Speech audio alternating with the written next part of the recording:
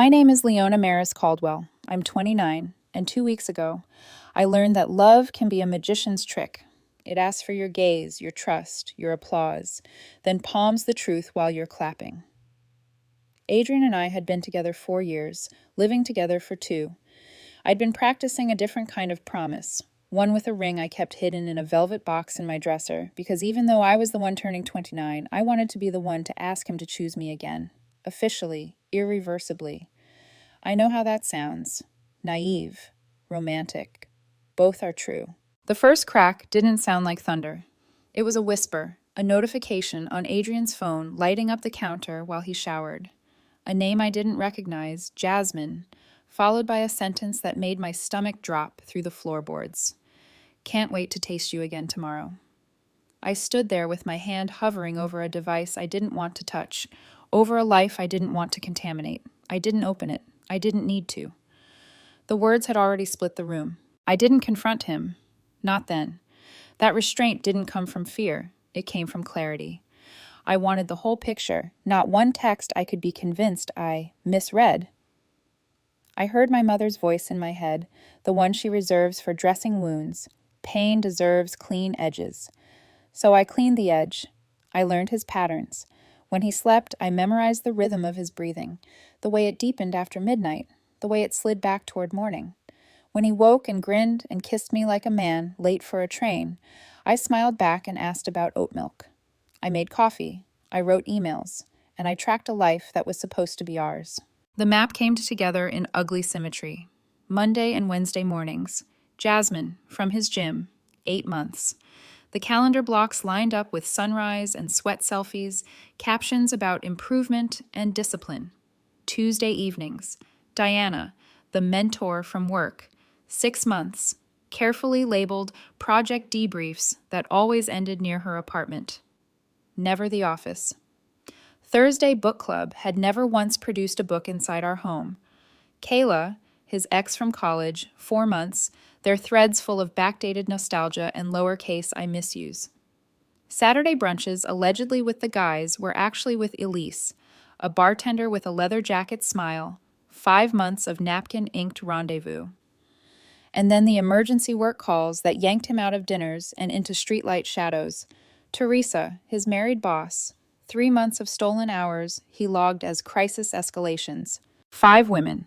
5 stories he'd tailored like bespoke suits, each stitched with the same flattering lie. You're the only one who understands me. He told them I was temporary, that I was confused, that we were basically over, just working out details. The details, apparently, were me paying the bigger portion of rent, covering flights for our vacation, and co-signing a refinance on his student loan 2 months ago. Because partnerships are about building a future. Mine looked like foundations. His looked like exits. So I planned a birthday dinner, my birthday dinner, grand and glittering and impossible to ignore. A nice steakhouse downtown, private room, 20 people, my parents, his parents, my sister, his sister Greta, who could find drama in a library and set it on fire, our closest friends. I told Adrian I wanted to celebrate big, and he looked annoyed, the way he looks when a free weight isn't racked properly. He had plans that Saturday. I smiled and told him I never asked for anything. He relented, but I could see the war in his eyes, the algebra of appetite and obligation. Meanwhile, I messaged each woman. Not together, never together. Separately. Clean edges. I told Jasmine, Diana, Kayla, Elise, and Teresa that I knew. That I was ending things with Adrian at my birthday dinner, and that if they wanted to step into the daylight with him, 8:00 p.m. sharp would be the moment. I would text when to enter. 3 said they didn't know he had a girlfriend. 1 laughed and said she assumed we were done. 1 didn't care about me or about anyone's vows. All 5 confirmed they would come. The room on the night of the dinner smelled like seared rosemary and expensive apologies. The server placed water down with the ceremony of a wedding. Adrian arrived late, in the navy shirt I bought him for Christmas, wearing annoyance like cologne. He kissed my cheek without seeing me. My mother asked about our upcoming trip, the one I'd paid for and justified as, we need this reset. Adrian rolled his eyes and joked about me liking all-inclusive resorts because I fear adventure. My sister bristled. She mentioned my recent promotion. He laughed. Actually laughed. Operations manager at a software company, he said. Alert the media. A few people tried to smile. Most didn't. Then he stood up and tapped his glass with a butter knife. A hush fell over the room like snow, muffling everything except the pulse in my neck. Since we're here celebrating Leona, he said, and the way he shaped my name made it sound like a problem to be solved, I should share something. He looked at me with a smile I'd never catalogued before, the kind that knows where the knife drawer is. I've been thinking a lot, he continued, and I realized I'm sleeping with someone who can actually satisfy me. Someone who knows foreplay isn't optional. Someone who makes me feel something. So, happy birthday, Leona. That's your gift. The truth. My mother inhaled like the room had lost oxygen. His father sat forward as if to referee a sport he didn't understand. His sister Greta looked thrilled, then confused, then thrilled again. I placed my napkin on the table. I stood. I let the words find their balance on my tongue. So is everyone, I said. Adrian's brow creased. What? So is everyone, I repeated, not louder, just clearer. Everyone's sleeping with someone who can satisfy them. Multiple someones, in your case. Greta blinked. My best friend stared at me. Adrian's face did the math and refused to show the answer. What are you talking about? I took out my phone. It was suddenly so quiet that the leather chairs sounded like thunder when people shifted in them. Should we start with Jasmine from the gym, I asked. 8 months, every Monday and Wednesday morning. Or Diana, your mentor. 6 months of project debriefs on Tuesday nights. Kayla, your college ex, every Thursday during book club. Elise, the bartender. Saturday brunches for 5 months. And let's not forget Teresa, your married boss, meeting you during those emergency work calls for 3 months. Someone dropped a fork. His mother whispered his name like a plea. Adrian's mouth opened, then closed. A fish searching for ocean. Greta stood up, hands fisted. You're lying, she said to me. You're just trying to... It's 8:00 p.m., I said, glancing at my watch. They should all be here right about now. Right on cue, the door to our private dining room opened. Jasmine walked in first, holding flowers, the kind of blossoms you buy when you believe things are about to become simple. She paused, taking in the long table, the heavy faces, the bones of tradition snapping. Adrian, she said slowly, you told me you were ending things with your roommate tonight. Roommate, his father barked. Before she could land, Diana stepped through with roses that looked embarrassed. Her expensive suit announced authority. Adrian, darling, I got your text about finally leaving your sister's place. His sister? My mother and his mother echoed, synchronized and horrified. Kayla stumbled in next, already glossed with a bar's worth of courage. Babe, she said too loudly, ready to stop pretending with your friend? She saw me for the first time and went silent. Then Elise appeared, leather jacket over one shoulder, a helmet tucked under her arm, eyes curious, and already done with us. We doing this or what? She asked Adrian. I brought the champagne you wanted to celebrate dumping your roommate. Finally, Teresa entered, not a hair out of place, not a conscience on display. She looked around, assessed, decided on nonchalance. Well, she said, this is awkward. The 5 of them stood in a loose line, staring at one another like mirrors that refused to reflect. I raised my glass of water, steady, steady, and offered them an introduction. Ladies, I said, meet each other. You've all been sharing something special. The flowers hit the floor first, then the laughter, one sharp, one brittle, one disbelieving. Questions collided in the air like hailstones. Adrian turned to me with a look that begged the clock to spin backward, then forward, then melt. Somewhere behind us, the kitchen door swung, and a whisper of seared rosemary threaded the silence again. Surprise? I said softly. For a moment, no one moved. The air was dense with disbelief, scented with shock and seared meat. Then the room fractured. Voices crashed into one another like glass. Jasmine's flowers hit the carpet, petals scattering between leather shoes and spilled wine. Diana turned crimson, the color of betrayal and rage colliding. Kayla stared at Adrian, mouthing a wordless prayer that ended in a curse. Elise started laughing, an ugly, sharp sound that didn't fit the fine room. Teresa didn't flinch.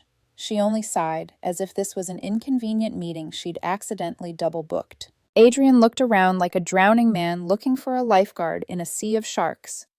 "Leona," he began, tone desperate but measured. "You've lost your mind." I tilted my head. Did I? "You're twisting things. This isn't—" "Real," I interrupted.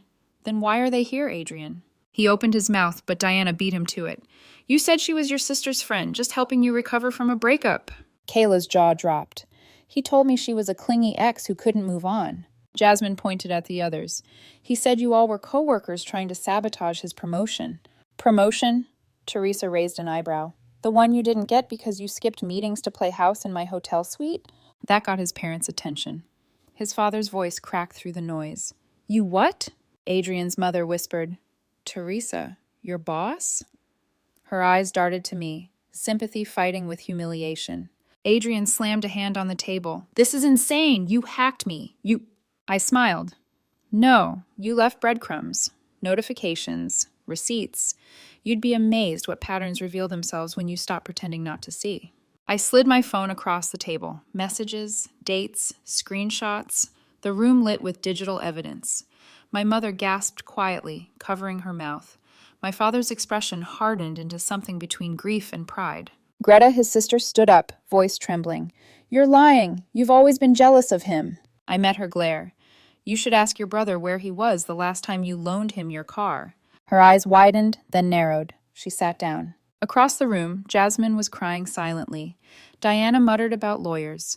Elise leaned against the wall, arms crossed, watching the whole thing unravel like it was theater. Adrian's hand shot out toward me, palm up, pleading. "Leona, please, can we talk about this privately?" I shook my head. "No. You made it public when you chose to humiliate me. You said you wanted to feel something. Do you feel it now?" I took a slow sip of water. "I didn't destroy it. I just turned on the lights." His father stood, face red. "Enough. Adrian, you apologize to this woman right now." "Dad! Now!" Adrian's voice broke. "I'm sorry," he whispered. "Louder," his mother said, eyes glassy. "Everyone should hear it." He did. The apology cracked through the room, raw and hollow. Teresa grabbed her purse. "Well, I'm done here," she said coldly, heading for the door. "And by the way, HR will love this." Diana followed, muttering into her phone, already calling someone named Peter to handle it. Jasmine left quietly, avoiding my eyes. Kayla stumbled after her, muttering something about needing a drink. Elise lingered long enough to glance at me. "Hell of a move," she said softly. "Wish I'd had your guts." Then she was gone. What remained was silence, broken only by Adrian's shallow breathing and the faint hum of the restaurant's air conditioning. His parents left next. His father didn't look back. His mother placed a trembling hand on my shoulder. "You deserve better," she whispered. My sister, seated at the far end, pulled out her phone and began recording. I didn't stop her. Some stories need witnesses. Adrian sat back down, hands in his hair, eyes wide and lost. "You planned this?" he murmured. "For 3 months," I said evenly. "You planned the lies. I planned the ending." His laugh came out fractured. "You think you won?" I picked up my glass again. "No," I said softly. "I just stopped losing." Then I turned to the waiter, who'd been frozen near the doorway, pale and unsure whether to flee or refill the water. "Could we get the check, please?" I asked. The poor man nodded and disappeared like smoke. Behind me, Adrian whispered something I almost didn't hear. "You'll regret this." I met his reflection in the dark window. "Maybe," I said, "but not tonight." Outside, camera flashes from phones caught the exit of chaos. The 5 women leaving in separate directions. The families whispering. The witnesses posting what they saw. Inside, I stood alone, the birthday candles still burning untouched. I blew them out, one by one, without making a wish. The video from that night spread faster than wildfire.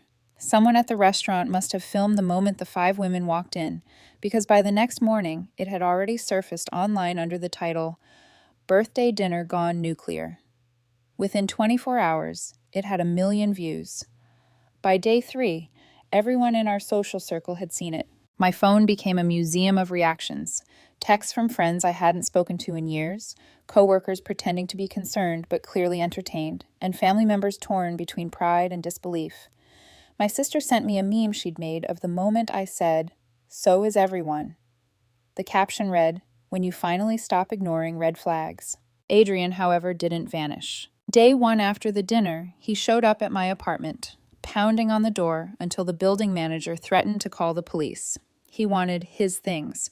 According to him, that included my coffee machine, my television, and even my throw blanket because we shared it, so it's sentimental. I let security handle him. Day two, he tried to access my email, my Netflix, and my shared bank account. I'd already changed every password. Day three, his sister Greta called to tell me I had humiliated their family. I asked her whether she thought it was worse than sleeping with 5 women behind someone's back. She hung up. Then came the Venmo requests. $2,500 for emotional damages, $10 for wasted time, $3,000 for therapy expenses. Each one got the same reply from me, an animated gif of me saying, "So is everyone." By the end of the week, Adrian's job found out. Apparently, someone from HR had recognized Teresa, his boss, in the viral clip. They both got suspended pending investigation for ethical violations. The company's PR department wanted distance and fast. Adrian lost his position. Teresa resigned before they could fire her. Meanwhile, the other women's lives started imploding too. Jasmine was engaged. Her fiancé found out because someone tagged him in the viral video. He broke things off publicly, with a Facebook post titled, "The gym wasn't the only thing she worked out." She moved out of their shared condo 2 days later. Diana went silent at first, then tried to sue Adrian for emotional deception. Her lawyer quit once he saw the full text history. Kayla tried to paint herself as a victim on social media, but internet detectives found her own posts bragging about dating a taken man who's too weak to leave. The comments did not go well. Elise, the bartender, turned the whole thing into a joke. She posted a TikTok titled POV, "You accidentally walk into a group project you didn't sign up for." It got 2 million likes. I didn't blame her. Humor was her way of survival. And Teresa, well, her husband filed for divorce the same week. He'd been copied on the HR notice. But the real masterpiece of irony came from Adrian himself. 3 days after losing his job, he posted a long Instagram story about toxic women who use public shaming as revenge. He ended it with a blurry photo of a whiskey glass and the caption, "Still standing." An hour later, someone commented, "Barely." The comment had 10,000 likes in one night. Then came the podcast episode. A small influencer invited him to share his side. He claimed I had hacked his phone, manipulated evidence, and ruined innocent lives. The host asked him, "Were you or were you not seeing multiple women while in a committed relationship?" He froze, smiled, said, "That's not the point." The internet disagreed. The episode was taken down within 48 hours. Meanwhile, I went back to work, determined to pretend I was normal. My manager called me into her office the Monday after the video hit 1 million views. She closed the door, folded her hands, and said, "Leona, that was the most strategic act of composure I've ever seen under public pressure." I thought she was going to scold me. Instead, she handed me a letter, promotion to senior operations manager. She said, "If you can coordinate that, you can manage anything." I laughed for the first time in days. But the quiet moments were harder. The nights when I caught myself replaying his words, "You'll regret this." Sometimes I almost believed it. There were times I missed the version of Adrian that had existed before the lies, the one who made me coffee and pressed his forehead against mine when the world felt too loud. But then I'd remember the texts, the arrogance, the way he stood up in that restaurant and thought humiliation was his right, and I'd remember that regret was a privilege I no longer owed him. A week later, a letter arrived at my door. No return address, but I knew the handwriting immediately. Inside was a single page. "You hurt me more than I ever hurt you. We both made mistakes. I think deep down you still love me. If you do, meet me at the coffee shop where we first talked." There was a time I would have gone. That time had passed. I folded the letter neatly, set it on the counter, and lit a match. The flame crawled across his handwriting, curling the paper until it turned to ash in my sink. Outside, my phone buzzed with a new notification. My sister again. The meme had reached 3 million views. I smiled. I didn't post, didn't comment, didn't explain. Sometimes silence is the loudest sound in the room. 6 weeks after that dinner, life looked nothing like it had before. Quieter, cleaner, and strangely lighter. Adrian had disappeared from public view. His accounts were gone, his phone number disconnected, his address vacated. but the ripples he left kept echoing through everyone connected to him. Teresa, his ex-boss, finalized her divorce and reportedly moved abroad. Her husband sold their house and donated half the proceeds to a domestic abuse charity. Poetic justice, if you ask me. Jasmine quit her job at the gym and started therapy, her fiancé refusing to take her back. I heard through a mutual acquaintance that she'd started volunteering at a shelter, determined to rewrite her story. Diana pivoted careers entirely, posting long essays about accountability and healing on LinkedIn. People applauded her bravery, but no one hired her. Kayla vanished from social media. Rumor said she left the city. And Elise, the bartender, messaged me once, not to apologize, just to say, "I hope you're free now." I didn't reply, but I smiled anyway. As for Adrian, he made one last move, a legal one. 2 weeks after losing his job, he filed a small claim suit for emotional distress, reputational damage, and defamation. My lawyer called it a tantrum on letterhead. We countered with proof of his financial manipulation, the co-signed loan, the unpaid rent, the fake work reimbursements. He withdrew the suit within 10 days. But then came the final insult, an email from his mother. "Leona, I know you're angry, but please understand he's not well. He's lost everything. He needs compassion, not punishment." I stared at the screen for a long moment before replying. Compassion was what I gave him for 4 years. Accountability is what I give him now. I hit send and didn't think about it again. Still, the world had a way of keeping score. One morning, I walked into the office to find my coworkers gathered around my desk. On the monitor, someone had posted a news article, "Former corporate manager arrested for fraud and identity theft." The photo was unmistakable. Adrian, in handcuffs, head down, being led into a courthouse. He'd used company credit cards for client entertainment that didn't exist. Thousands of dollars, months of deception. My chest tightened, not in pity, but in something closer to closure. That night, I walked home through the city lights. It was raining lightly, the kind of soft drizzle that made everything glow. I passed the steakhouse, our steakhouse, and stopped for just a second.